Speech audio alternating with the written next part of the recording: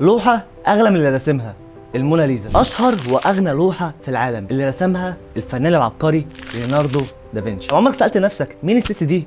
وايه السر ورا ضحكتها؟ في ناس بتفتكر انها ست فقيره وعجبت دافنشي، بس البحوث بتقول الموناليزا هي ليزا، زوج التاجر حليل غني وصديق دافنشي، والراجل ده طلب منه انه يرسم مراته ليزا واللي كانت ام ال5 اطفال، وكلمه مونا يعني سيدتي، واللوحه بعنوان سيدتي ليزا يعني الموناليزا. بس الغريب في كل ده بقى ان جوزها ما استلمش اللوحه، فاخدها دافنشي عنده واحتفظ بيها. بعد كده الملك لويس التاسع اخدها، وبعد الثوره الفرنسيه نابليون حطها في اوضه نومه، وفي الاخر اللوحه استقرت في متحف اللوفر في باريس يوم 21 اغسطس سنه 1911. الناس كلها كانت مبهوره من اللوحه في متحف اللوفر في باريس. كان في واحد ايطالي اسمه فانسينزو، الراجل ده استخبى جنب لوحه الموناليزا لحد ما المتحف كله قفل ابوابه ويتسحب وياخد اللوحه ويحطها جوه البلطو ويمشي واحده واحده لغايه ما يخرج ومحدش حس بيه. ساعتها الموناليزا ما كانتش مشهوره وعليها الضجه اللي احنا شايفينها دلوقتي. شهره الموناليزا اللي مشهوره دلوقتي بسبب الاعلام والصحافه اللي عملوا قصه السرقه حدث كبير عشان يبقى ترند، واللي قالوا اعظم قطعه فنيه في العالم اختفت. الناس راحت المتحف وبدات تتخيل لوحه الموناليزا شكلها عامل ازاي، وبعد سنتين بالظبط